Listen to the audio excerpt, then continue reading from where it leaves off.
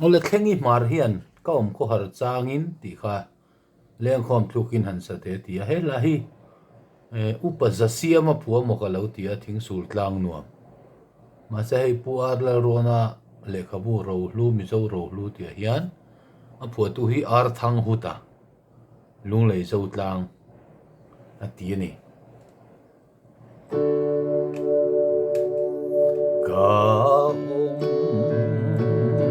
ko har changin lal pa lo leng la ka thin lunga fate an sonam ile na chu min fil aro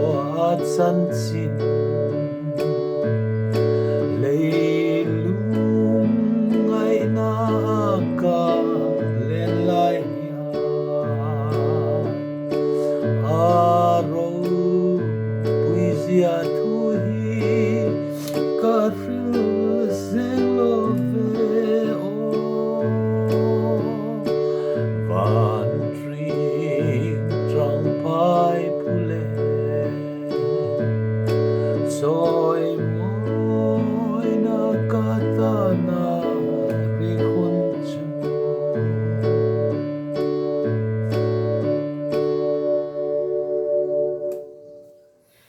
Choi moi na kata na ri khun tur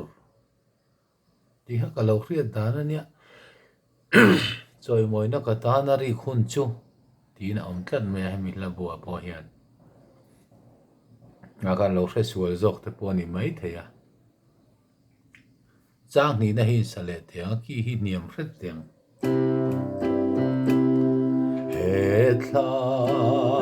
le rama hiya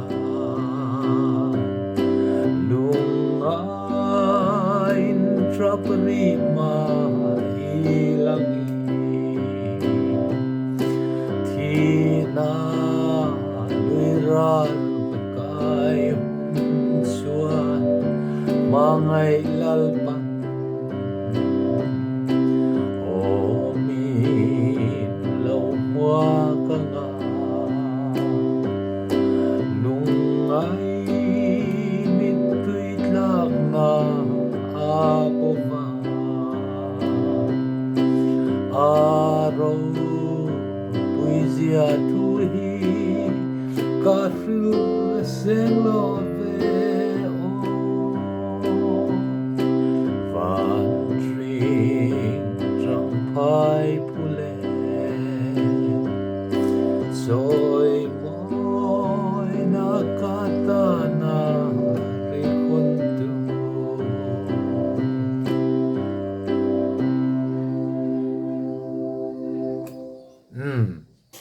Kani du tok phut me ya